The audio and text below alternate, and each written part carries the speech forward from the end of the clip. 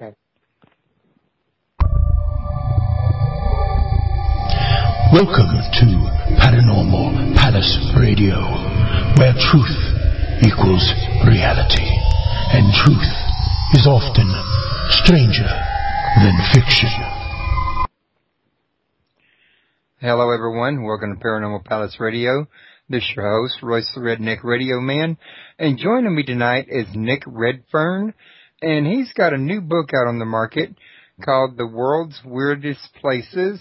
And I've read this book, folks, and it's got a lot of information in there that I never knew of. I mean, a lot of people never knew, for example, that Roswell, its only paranormal activity was not the UFO crash, for example. He goes into great detail in this book about a lot of places, some of them widely known that are for one type of paranormal activity or another, but he reveals the other paranormal activity that these places are known for as well, and it really makes for a very informative and a very entertaining book, and a real eye-opener. So, I also wanted to apologize real quick to everybody for the fact that I haven't had a show for the last couple of times around. I've had a lot going down. My host had disabled my page during my last two shows, said it was using up too much CPU, so I took my site down and I hosted it on my own laptop, and I had to go through a week's worth of configuration to do that. And I had my wife, her mother died in a car crash, and her dad's in a coma, so I had to get her off and out of town to attend the funeral. So that's why I've been out of pocket. I do have the site right back up and running. I'm now hosting it. There's no way that anybody else can shut it down other than losing the internet signal or power, since I have full control now. Don't forget, if y'all want to call in and ask questions, the call-in number is 832-632-7904. And if you want to learn more about Nick Redfern, you can go to his site, www.nickredfern.com. And he's got a blog also, and I swear, every time Nick comes on my show, I think he says he prefers people to go to the blog, and every time I forget and I go back to his main site, and I'll get him to cover that again, and this time I'm going to try to make a note of it again. Nick, how are you doing tonight? Hey, Royce, doing good, thanks. I'm sorry to hear about all the tragedies and troubles you've had. Well, it's just one of those things, life does go on. You go through your easy parts, you go to your, rainy season, and then you put them all together and just keep on trucking, I think. Yeah, I guess. Well, I hope, things improve for your wife's and dad and whatever, so. Yeah, I hope he makes a full recovery. I really feel for him. Listen, didn't you tell me before that you would rather him go to your blog than you would nickredfern.com? Yeah, so the blog I've got, it's Nick Redfern, 14, FORTEAN.blogspot.com. And the reason why I give that out is because a lot of people don't realise that the nickredfern.com site is actually not mine. It was put together by a fan. And so I have no control over that. People think it's actually, my site as such, but they haven't updated it for ages. And so because it's not technically mine, it looks like I just haven't updated or do anything with it. But as I said, it isn't, doesn't even, fall under my control. So, that's why it's better if they go to the blog or Facebook me as well, or Twitter. They can reach me also.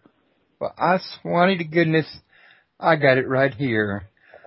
This time I'm bookmarking it. I have no idea why I have had so much trouble remembering. No, it's not a big deal, don't worry.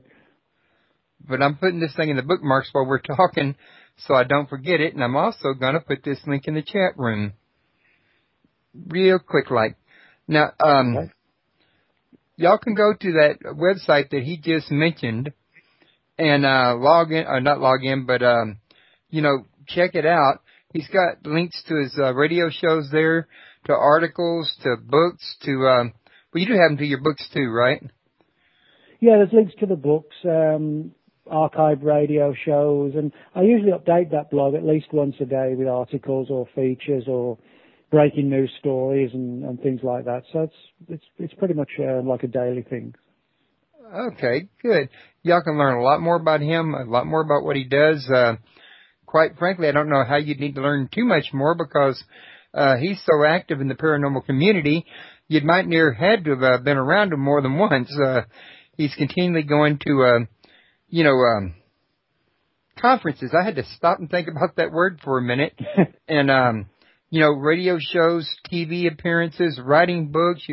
He's all over Amazon.com, and he's on Facebook. I'm pretty sure he'd love to have you like him over there.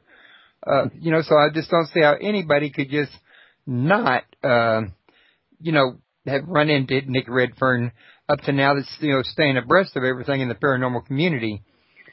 So, Nick, your latest book, want to give us an idea of what your inspiration was for, writing down all this here, information that most people don't have? Well, basically, Royce, what it was that the publisher has done a series of books over the years, such as The World's Most Haunted Places, The World's Creepiest Places. There are two of them. And they asked me if I'd be interested in doing another one in the series under the title The World's Weirdest Places. And the reason they asked me was because there are sort of certain specific criteria they want, such as that you can write like 25 places that you're very familiar with, that you've been to, that you can provide photographs, and where the places can be shown to be sort of definitively weird. And so that's basically the theme of the book, to demonstrate 25 sort of weird hotspots around the world. Now, as you pointed out in the introduction, everybody thinks about Roswell and they think of the UFO case. Well, and of course, that's natural. But that doesn't necessarily mean that Roswell itself is weird. It just means that back in 1947, something strange happened there. But the place itself isn't necessarily, paranormal as such.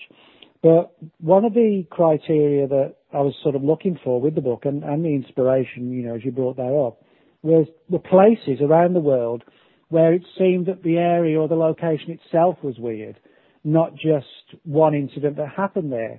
So in other words, if you've got a small town where there'd been a famous UFO case and perhaps a lake monster sighting and a Bigfoot report and a bunch of haunted houses, then that kind of suggested that maybe it was the place and not just a one-off event that was strange. And I guess the best example is one that I specifically and deliberately didn't use in the book because it's been done to death, basically, and that's Point Pleasant, West Virginia, where the Mothman was seen in the 1960s. But also, there was a lot of UFO activity, poltergeist activity, Men in Black encounters, and it was almost like the area itself was a hotspot. And this sort of goes along with what John Keel used to call window areas, the idea that there could be sort of portals or gateways to other realms. All this weird stuff would come through. And I guess Point Pleasant's the best example. So it's sort of 25 weird places around the world that sort of broadly fall into that category of being definitively strange, I guess. Okay. Well, I know she went down a whole entire list, and, it was just really impressive to me. Now, one of the things I was reading that you wrote about was the schooner, the Carol A. Deering, and how the boat was found, but not the crew. And I was wondering, how many was on board when this here boat disappeared? That's about the Bermuda Triangle story. Right. That was Yeah. I should have made a note of that when I put the question down on the document. I apologize for that. That's right. I have to think for a minute exactly which one you were talking about. I'm actually not sure of the number of people, but I mean, it's one of these cases where, it's like a classic example of how time and again, we've got these reports over the years, where aircraft, where ships have vanished in one sort of specific location. Now, of course, somewhere like the Bermuda Triangle, it's difficult to sort of gauge where the perimeters are. It's this sort of broadly, I do say broadly, sort of triangular shaped region that sort of extends through the western part of the North Atlantic, and then sort of South Florida, the Bahamas, Puerto Rico, and then back to Bermuda. So it's a place where over the years, as I point out, there've been a lot of sort of disappearances of ships. One of the ones I talk about in the book, the SS Marine Sulphur Queen. I know it was certainly in the dozens, the people that vanished. And like a lot of these cases, what's intriguing is that very often, whether in plane crashes in the oceans or, in relation to ships and boats, there's very often some sort of telltale evidence.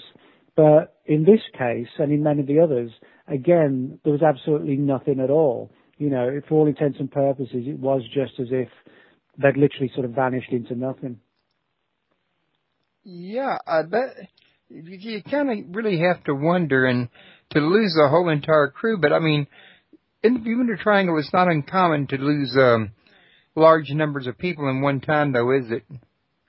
Oh, no, and that's what makes it kind of weird, I think, because even where we've had large-scale aircraft disappearances, sort of 4 or 5 aircraft at once, one of the most intriguing things is that we often don't find sort of telltale oil slicks or gasoline slicks or, wreckage on the surface, etc. Now, sometimes a plane can go down quickly, but if it's sort of exploded or crashed and broken up, there very often is, some sort of, as I said, like an oil slick or something like that.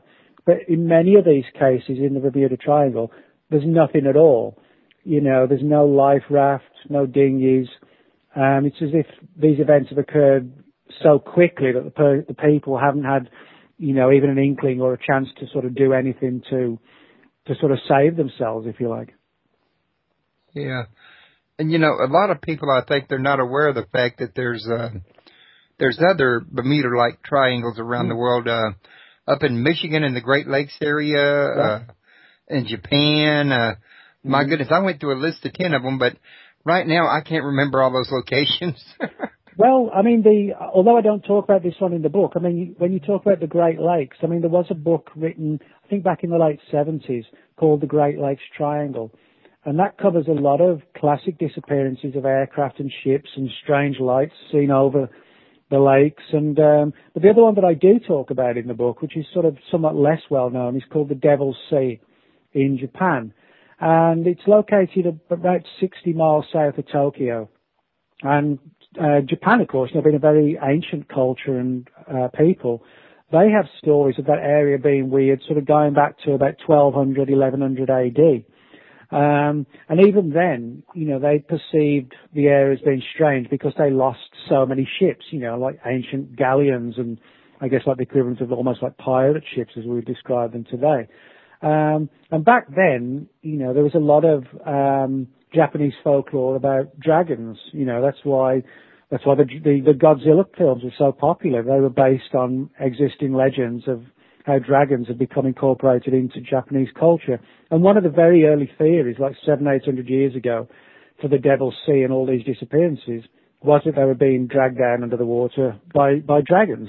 Now, of course, we know better today that, dragons don't exist. But what's interesting is that the people of that era did know the place was strange and tried to sort of incorporate it into their folkloric beliefs of that period. So, the sightings and weirdness there goes back pretty much 1,000 years now. Well, if you were asked what you think the perhaps strangest and perhaps hardest to explain disappearance in the Bermuda Triangle was, which one do you think you would choose? Well, I guess it's kind of predictable. I probably would say the whole Flight 19 saga of 1945 when 5 U.S. Navy Avenger aircraft took off from Fort Lauderdale, Florida, and headed out east to the Atlantic Ocean and basically just vanished and just never came back again. What we know for sure is that the entire crews on all the aircraft got confused and lost and disoriented. Didn't know where they were, even though, they were flying out of a base that they were sort of well versed in flying from. They made a number of very odd statements about how the sky didn't look right, which is sort of intriguing, but in some senses baffling because they didn't sort of elaborate on what they meant by that, other than the sky just didn't look right. And also they said the ocean and the small little kind of like atolls and islands, that they couldn't recognize the ones that normally they saw, as if everything had somehow just got totally wrong. Now, the other big problem, of course, is it was almost like their common sense factors had gone away as well, because, if you're flying east from Florida, Florida being on the coast, of course, if you fly east, you're going to head out to the Atlantic. So if you're lost and you want to get back to the mainland USA, you just look at your compass until you turn west and then head back to land, and inevitably you're going to reach land. But they didn't even think to do that. And this is one of the things that often happens in cases in the Bermuda Triangles, where the person's mind seems to be affected as well as the aircraft or the boat. And eventually the ground personnel lost total track of them. The radio signals, the voice had just stopped coming through. So a number of aircraft were sent up, sort of rescue planes, to try and look for them. And on top of that, one of those planes disappeared as well, never to be seen again. So you had one rescue plane and the 5 original ones all totally vanished. Again, no crew members, no wreckage, no oil slicks, no gasoline on the ocean, nothing at all. And I think that case, more than any other, is probably one that has really kind of stood the test of time and sort of defined, what it means to have a disappearance in the Bermuda Triangle. Okay. Well, while we're still on the subject of the Bermuda Triangle, at least as far as your book goes, the one that, in my opinion, sounded the strangest was the Robert Ulmer flight, and, the way you described that. And I was wondering, why do you think his airplane might have acted so weirdly? And you might want to give a briefing to the listeners about what the story is on Robert Ulmer. Yeah, well, I mean, this is one of the, again, like a classic case that, in terms of exactly what happened or, or what didn't happen, we're sort of, I guess, to a fair degree, still kind of scratching our heads. But I mean, why this one, for me at least, sort of stands out more than any other, I think, is because certainly, like a lot of the other cases on record, it involved sort of credible military personnel. And this one was November 1943, Lieutenant Robert Ulmer. He was basically the captain of a B-24 aircraft flying around 9,000 feet over what today at least we call the Bermuda Triangle. And suddenly, out of nowhere, the plane sort of just plummeted just out of the sky. And this again is something that we get in a lot of these stories from the Bermuda Triangle, of sudden turbulence that comes out of nowhere and very often in clear skies, which seems to suck the aircraft down quite quickly. Now, they'd struggled to get the plane under control. The compasses were spinning wildly and everything was just going totally wrong. And eventually they were just sort of forced to, or they were going to plan, I should say, they were forced to parachute out the plane, but at the very last second, it sort of corrected itself in the sky. And this was actually after they bailed out, I should say, and continued on across the Gulf of Mexico, finally crashing into a mountain. So that was the big irony. They struggled for ages to control it, but when they jumped out of it, then for some weird reason, everything went back to normal. But what was interesting is that roughly 30-something years later, in 1976, Dr. Robert Rigby, he was the navigator on the Ulmer flight. He actually openly spoke out about how his feeling was that there was something very strange about the Bermuda Triangle, having sort of gone through it himself and been involved in this particular case. And he felt that there were some sort of energy forces in the area that possibly were leading to not just the compass malfunctions, but, the disorientation possibly even in the people themselves. So in other words, it was not necessarily, as some people suggested, UFOs kidnapping crew members and ships or whatever, but it was energy itself, whether a natural energy or an ancient technology. I mean, that's a different thing, but certainly it was an energy that was having an effect on the air crews and the aircraft themselves.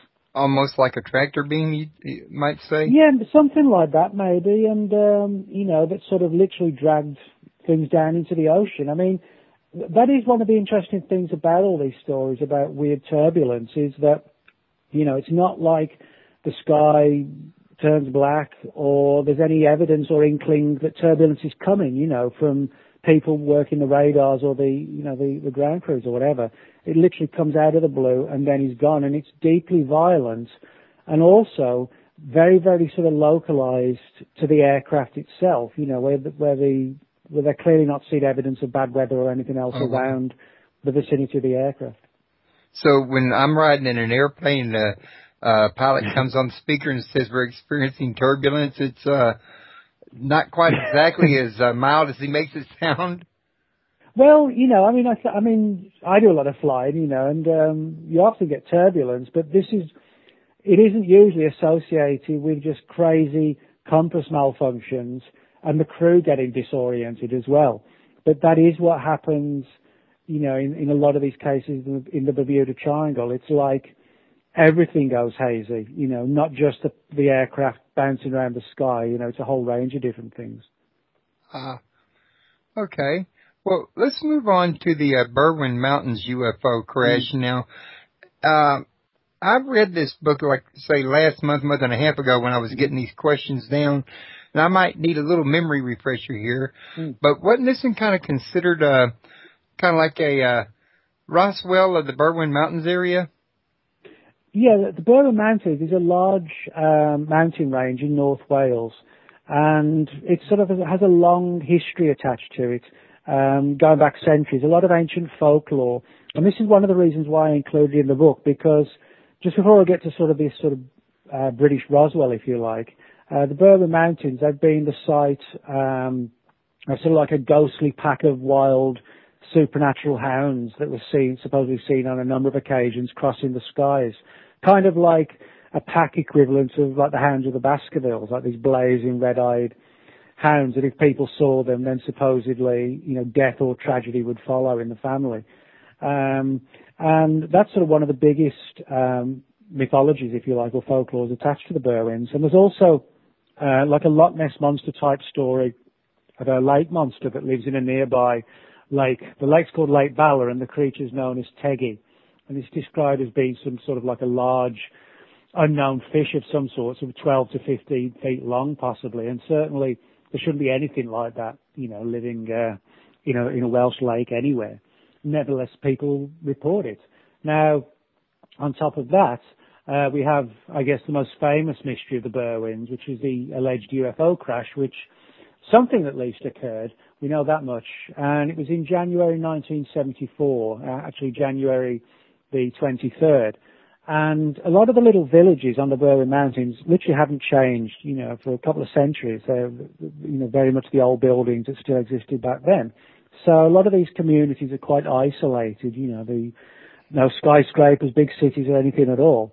But on the night of January the 23rd, it was like all hell broke loose across the Berwyn Mountains when strange lights were seen in the sky, zipping around the mountains, crisscrossing them at high speed. And shortly afterwards, there was this enormous sort of shudder, which suggested to a lot of the people that something had crashed and sort of slammed into the side of one of the mountains. And everybody came running out of their houses, and windows were broken, and, paintings fell off walls. And inevitably, the first thought was, because it was associated with these strange lights in the skies, could it have been a helicopter or an aircraft that came down? So the police and the emergency services were up there. The British Army went up there and cordoned off a number of roads in case, there was something like an aircraft had crashed with a nuclear device aboard in a worst case scenario.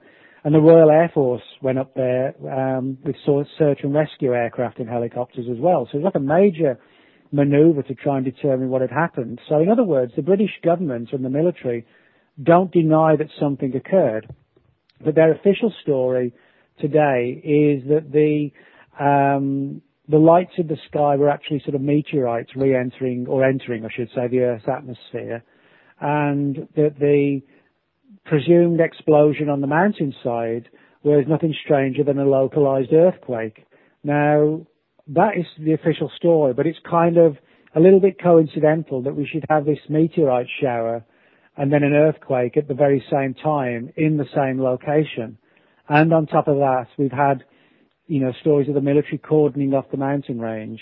And since then, a number of retired military people have come forward talking about finding a lot of wreckage on the mountainside, and even in a number of cases, recovering strange bodies, which were reportedly taken to a government establishment in the south of England called Porton Down. And Porton Down is like the British equivalent of Fort Detrick in Maryland, where the government does research into like bacteriological warfare, exotic viruses and things like that. So, in other words, if you're going to autopsy alien bodies, the best place to take them is probably somewhere where they can be contained and studied by people trained to handle, potentially biological hazards and that kind of thing. So that's one of many reasons why this story of something crashing on the on the Burma Mountains has gained so much interest and just sort of refuses to go away over the years. That Porton Down sounds an awful lot like maybe what you might consider a British Area 51. Well, in terms of what goes on there, it probably is. But I mean, the big difference is, of course, Britain's not a big place. You can drive past it as a distance for like half a mile away. But it's heavily sort of fortified to where you literally cannot get on the base. But, its origins actually go back almost 100 years now to the First World War, when a lot of research was done into sort of chemical warfare and gas attacks and that kind of thing. Then in the 50s, a lot of similar research to what the CIA was doing into like LSD and how it could affect the human mind and soldiers on the battlefield. A lot of that research was undertaken there.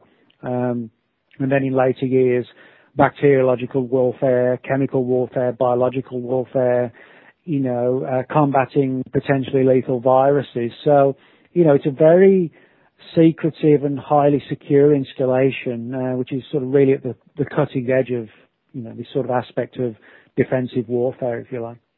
But I don't have the book right in front of me right now, but I read another one of your books that you mentioned Porton Down in, and I remember reading about it. I think it was a book about conspiracies. It might have been the book I did last year, Keep Out. Because I think it was Keep Out. Yeah.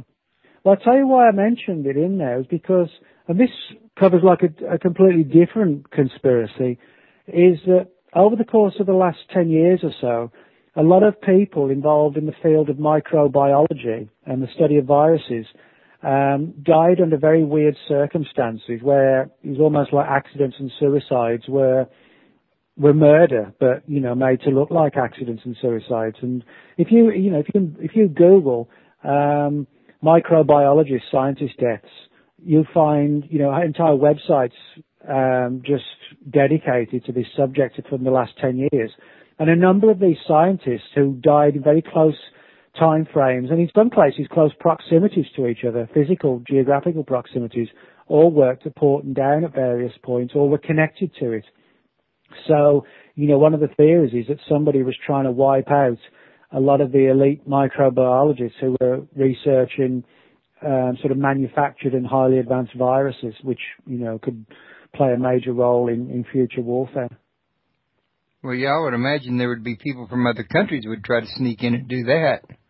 Well, that's one of the theories as to who it may have been, that there were sort of rogue, groups and people for hire, so to speak, who had their own agendas for getting rid of these people. And, they hired assassins who off the books, not sort of officially on anybody's payroll, but just sort of guns for hire, I suppose, who could make a murder look like a classic suicide or accidental death or whatever, Oh, yeah, and it happens regularly. Matter of fact, Clinton was accused of his staff was arranging that with some of the people that was supposedly investigating him. I don't know if you ever saw the Clinton Files. I think it was the name of the video, but we had a copy. No, I don't know what happened to it. No, I haven't seen that one. But I mean, there are there's no doubt, a lot of weird deaths over the years, and certainly those microbiology ones. I mean, it's there's literally dozens of them now. People just don't realize how many, particularly between about 2001 and about 2006 was when these deaths were all at their peak. And I mean, it was like one or two a month. Somebody had just a bizarre accident. Somebody else fell off a bridge. It's interesting. Somebody, was flying a glider, and it's for the first time ever, it just plummeted to the ground and crashed, and somebody else had a stroke. It's just like one after another after another. And in varying ways, they were all sort of interconnected with each other. Well, what grabs my attention is the time frame you're mentioning. It seems to me like right during that time frame, about 2005, 2006, is right when chemtrails and contrails were at a peak on the Google page listing. You could find websites with conspiracy theories about these chemtrails and contrails all over the internet back then. Yeah, I've got to be honest. I've never really done any research at all into chemtrails, but I mean, it's kind of like this subject, with the microbiologists, in the sense that there's an entire sort of subculture that focuses on this, and when you go looking, you can find sort of a tremendous amount of material. Oh, I ain't no doubt in my military mind. And the chemtrails, spraying that with an airplane overhead would be a great way to test out a newly created virus of sorts, but I mean, on your own people over that kind of, civilian populace like that, you wouldn't think they'd be doing that, but I guess you can't be 100% sure. Well, I've got to be honest, with the Porton Down stories, I mean, the sort of most prevalent theory is that we're talking about terrorist groups, not sort of people doing it to their own people. We are talking for the most part about sort of rogue Middle Eastern organizations that, have their agenda. That would make a lot more sense to me. Yeah. That does seem to be where it's all pointed at. But the problem is, it's who are they hiring to do it, and that makes it more difficult. It's kind of like with the Kennedy assassination. One of the reasons we don't know who it really was is because I think whoever really, planned it, they covered their track by ensuring that there were people from the KGB or the mafia or whoever, to varying degrees, they were all involved. And so, I think that's how the tracks often get covered. You purposely employ different people that makes the story point in many directions. Yeah. That would make things more confusing too. Exactly. One of the things I wanted to ask you though is, what's a Svokan? And that's another chapter in your book, I believe, Svokan. And this is another time that I should have made a better documentation about which, chapter and what I was referring to, but I'm hoping you'll remember. Oh, that's all right. Oh, yeah, sure. No, that's totally fine. I just totally forgot on the name of the ship. That was all in the Bermuda Triangle, because there's so many of them. But, no, the Svokan is a very sort of weird story. This comes from the Caucasus Mountains in Eurasia. And basically, again, like the Berwyn Mountains in North Wales, the Caucasus Mountains are sort of a hotbed of strangeness. A lot of not so much UFO activity like the Berwyns or even lake monsters, but the Caucasus Mountains, which are sort of between the Caspian Sea and the Black Sea, and actually the highest mountains in all of Europe. They've been the site of a lot of weird animals, if you like, or strange creatures. Everything from Bigfoot type reports. The Bigfoot of the Caucasus Mountains is known as the Almasty, but it's described as like a large, hairy, humanoid creature, not unlike the Yeti of the Himalayas or Bigfoot. But the Svokan is basically, in simple terms, a vampire type creature that is very well known not across all the Caucasus Mountains, but it's known in some of the smaller isolated villages.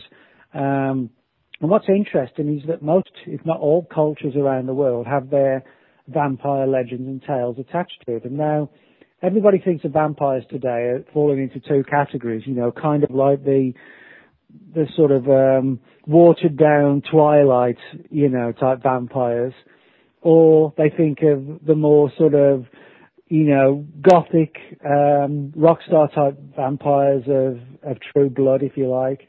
And then there's people who think of, Christopher Lee and Bela Lugosi, from these sort of 50, 60-year-old movies, like a middle-aged guy with a cloak. But what's interesting is if you go back much further and, sort of 1,000, 2,000 years, most cultures did have stories about sort of blood-sucking creatures that would invade people's bedrooms in the middle of the night and, drain people of blood, or sometimes drain them of energy, like a psychic vampire. But most cultures, as I said, do have these stories, and certainly the Svokan of the Caucasus Mountains is sort of a classic example. And so, for that reason, and the very fact that the area itself is isolated, I think we have to sort of suggest that there probably was some sort of creature living there. And the reason that, the legends developed was because they were talking about some sort of real creature. Now, whether flesh and blood or paranormal, that's a bigger issue. It's described as like a creature that could shapeshift from, interestingly enough, from sort of like a hairy man like Bigfoot to like a beautiful looking woman. So it was like a shape-shifting creature, not like a werewolf. Yeah, exactly. So I'd take the second one, but knowing that she's a vampire probably wouldn't be a good idea in the first place. But, I think it's a situation where, because so many areas around the world do have these folkloric tales, which probably have been distorted over the years, and the Caucasus Mountains have theirs, I think we probably are looking at something genuine. But, what it is, we don't know. But again, on top of that, the fact that it's a shapeshifter, and most cultures also have stories of shape-shifting creatures. The most famous one, of course, is the werewolf, from man to wolf. But, for example, in India, you have stories of were-tigers, where humans can transform into tigers. So, in other words, again, there's sort of a rich history where all these different creatures seem to have like a crossover interplay aspect to them, and we find that quite extensively in the Caucasus Mountains. Right. Now, wasn't there some other paranormal activity going up in the Caucasus Mountains as well, or should I say weird activity? Well, yeah, certainly without doubt the most famous one is sort of the resident Bigfoot type creature, which is known as the Almasty. Now, or the Almas, that's the other name it's also used. Now, I mentioned they have sort of like Bigfoot type characteristics, which is true. But what makes the Caucasus Mountains even weirder is that there seems to be like two potential hairy man-like creatures in that particular mountain range. Now, it'd be amazing enough if there's one, even more amazing if there's actually two. And the reason I say that is because one of them is described as being, sort of typically like Bigfoot of North America or the abominable snowman of the Himalayas, in the sense that it's described as like a sort of a 7 to 8 foot tall, large and lumbering ape-like creature.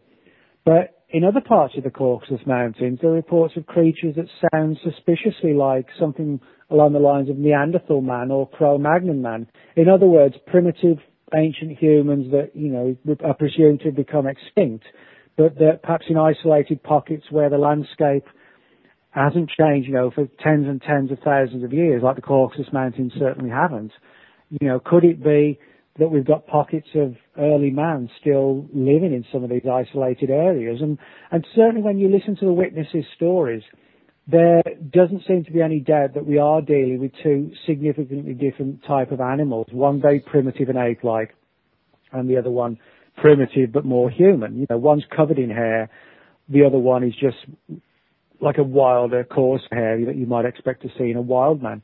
So, that in it's, when you consider you've got two potential types of ancient humanoid, and you've got vampires and you've got shapeshifters as well, all on one mountain range, this sort of, although the phenomena are very different, you have got like a lot of intriguing parallels with the Berwyn Mountains in Wales, where you've got a wide range of stuff going on these little, in and around, I should say, these little isolated villages on one key set of mountains.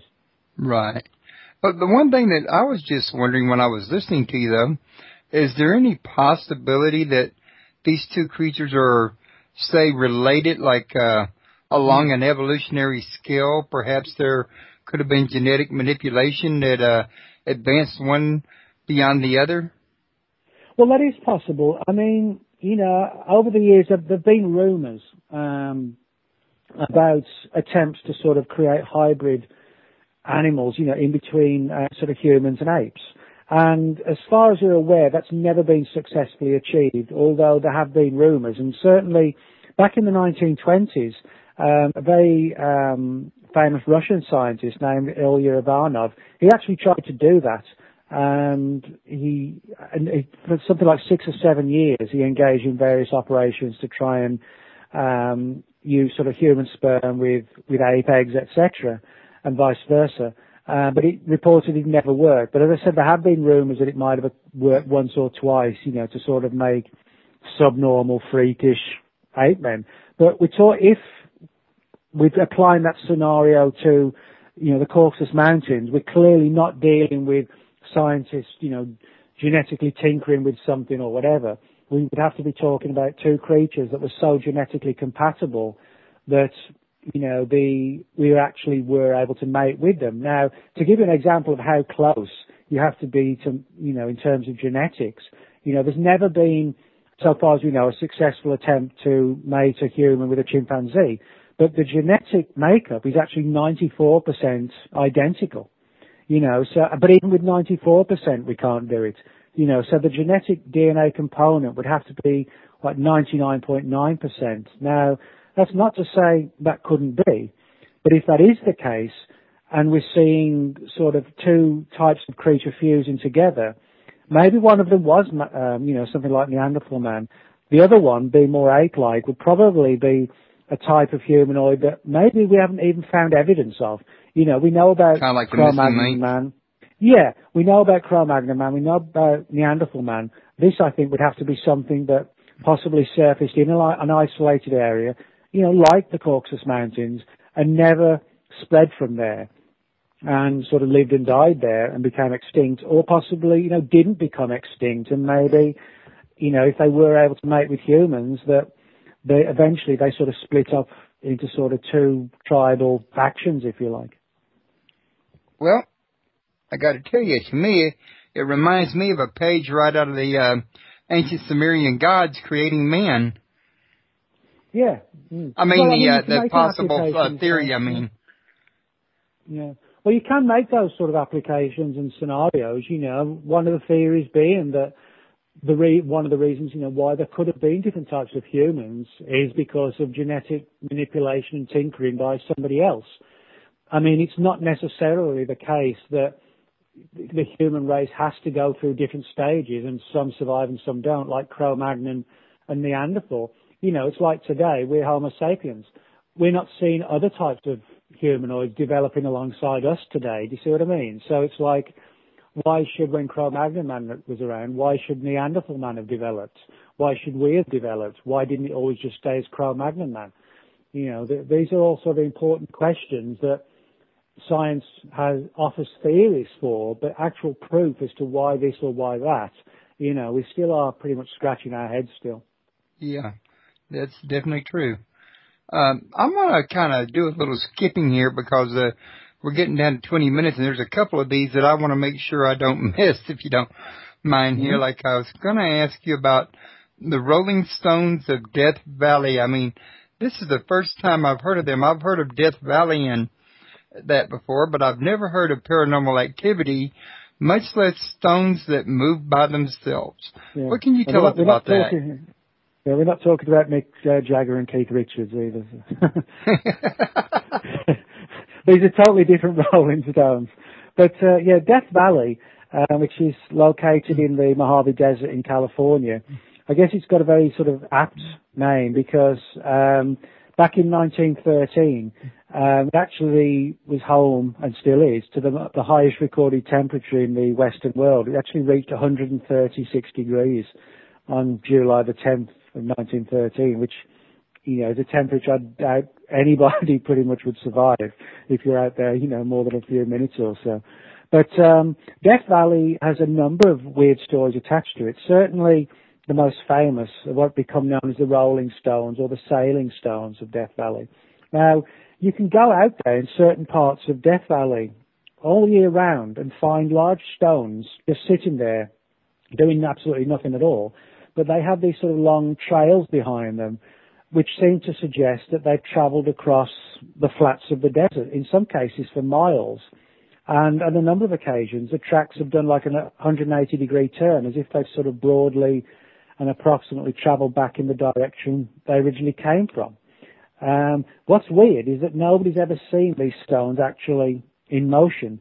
People have seen them, the clear evidence of these sort of trails behind them, which sort of embed into the desert, sort of quarter of an inch, half an inch, depending on the size and weight of the stone. But nobody's ever seen them in motion. And of course, a lot of theories have been put forward as to how, these stones could be moved. And when I say stones, or rocks, we're not talking about something the size of like a quarter, or even a soccer ball or a football. In some cases, we're talking about stones and rocks weighing up to like 160, 170 pounds, sort of large rocks. And the best theory that the scientific community's come up with is the idea that because at times Death Valley gets like baking hot, but they also have these sudden downpours of rain, that occasionally maybe you get like a thin veneer of water sitting on top of the sort of the hard sand. And then because a lot of wind whips through the valley, but if there's a stone there, that maybe the wind sort of whips around the stone and the stone kind of acts like a sail of a little boat. And this thin veneer of water allows it to sort of move along on like a sheen, and carries it along until the water dries up and it comes to a halt. Now, that theory is an interesting one, but it's let down by several things. One, countless scientific teams have been out to Death Valley to try and film these stones in motion, even using stop-motion photography and things like that. They've never caught these stones and rocks in motion. And, of course, when you've got a stone or a rock weighing in at like 160, 170 pounds, a lot of, even experiments have been done, and nobody's actually been able to kickstart a stone of that weight in Death Valley, even when the ground's wet. They've actually sort of gone out there with huge fans to try and replicate the wind, and they just cannot kickstart something of that weight into motion. And so it remains very much a mystery that, as I said, you can go out there and see the stones for yourself at any time. It's not like looking for a UFO or Bigfoot. They're there. But no matter how long people are out there, no one ever sees them moving. So that in itself is equally as big as the mystery itself, is why nobody actually sees these formations and these tracks created or seeing one of these things moving along on the floor. Yeah, that does sound pretty strange. I was just wondering, is there any other way that these trails could be made besides the stones moving? Well, not really. I mean, even the scientific community has expressed bafflement and said, well, this is pretty much the only way they can think of that it can be done, is sort of by wind and water, and the stones being slightly raised off the ground, and then, the wind pushes them along. But you would imagine that with all the experiments, all the expeditions out there, all the stop-motion camera footage, just once in sort of 60 years in experiments, why hasn't anybody ever filmed or even seen these stones in movement?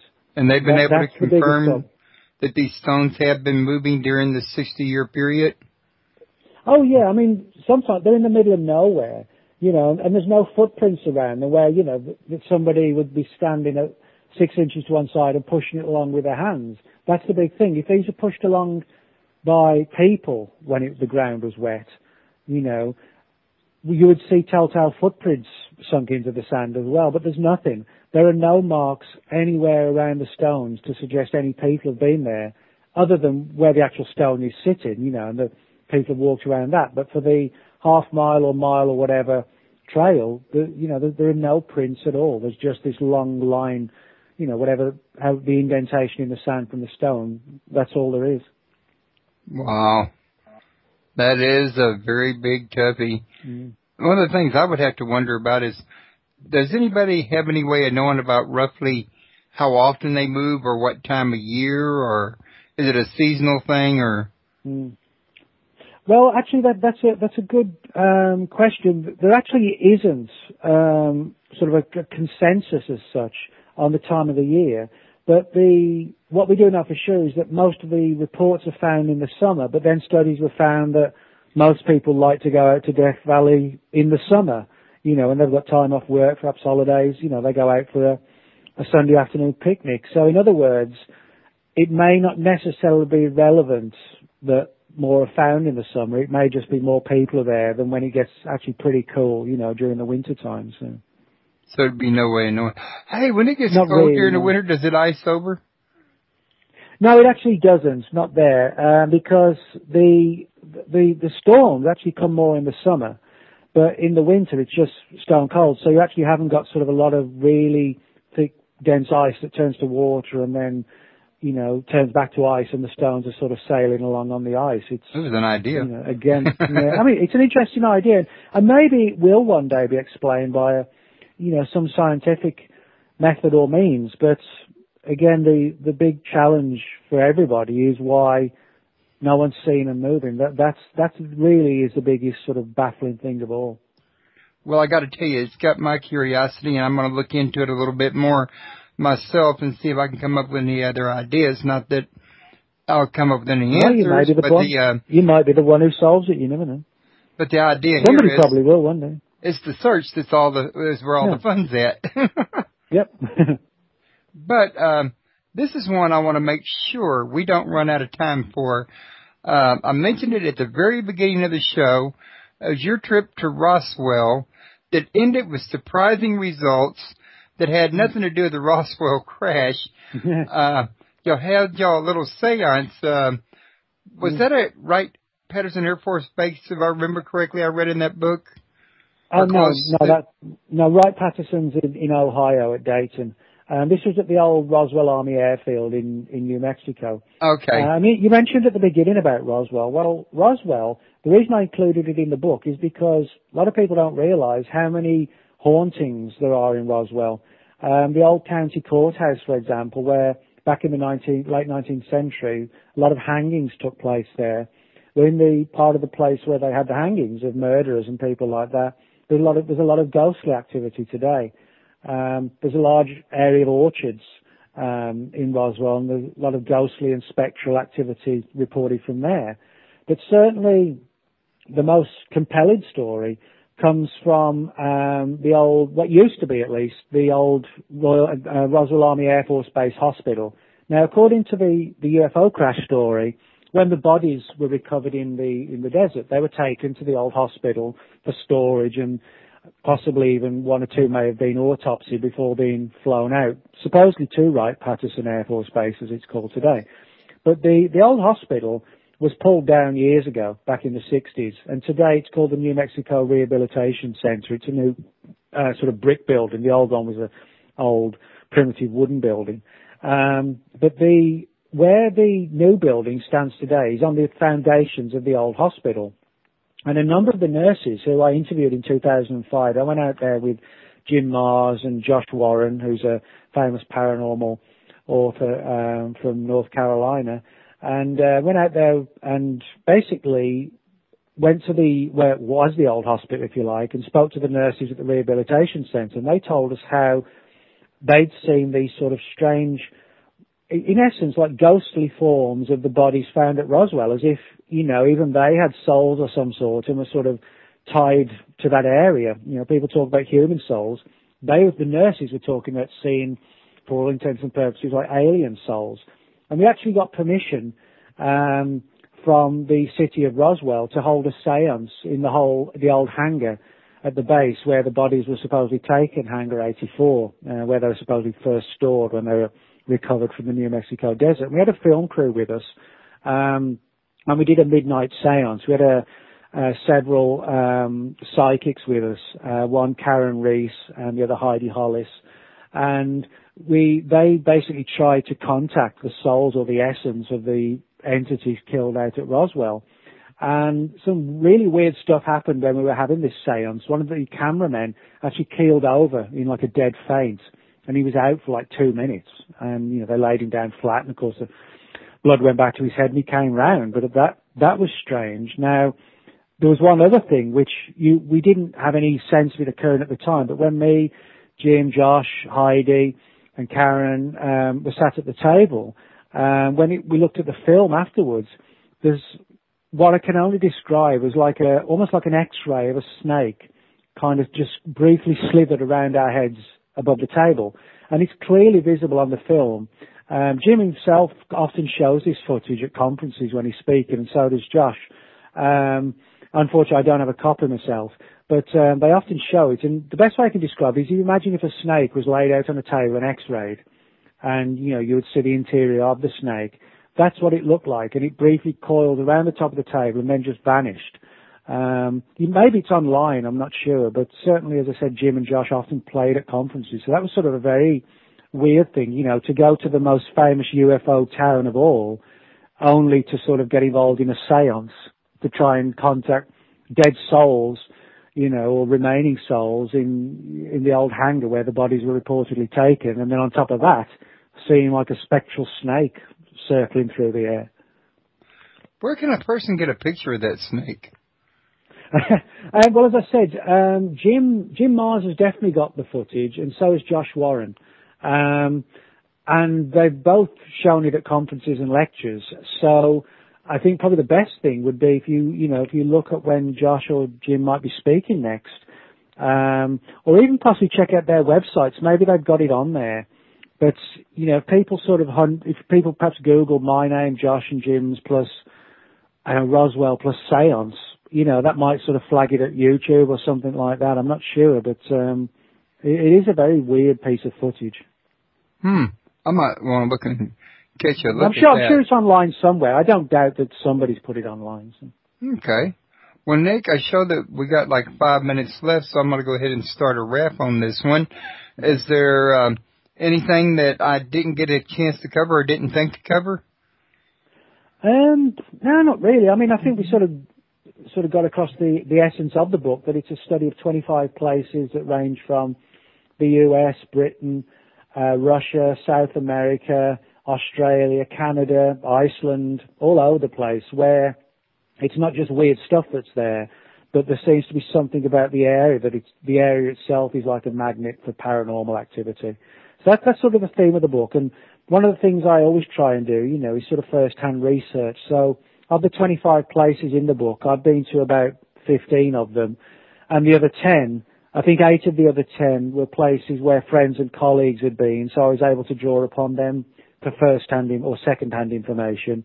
So that just left literally only about 2 out of 25 places where, I was reliant on outside sources. So, I tried to, bring to the table brand new information that was, obtained first-hand or at the very most second-hand, but from friends and colleagues.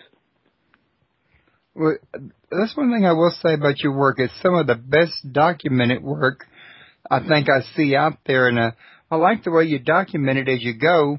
Saves people trouble from looking in the bibliography so much. Yeah. Well, it's one of these things. New page books do like you to do extensive bibliographies.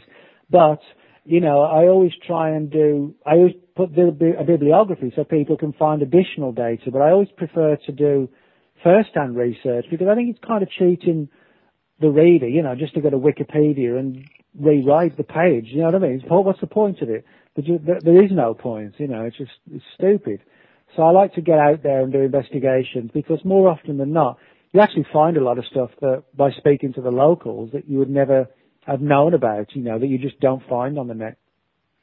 That's definitely true, which is one of the reasons why your book has information that you don't find in other books, I'm quite sure.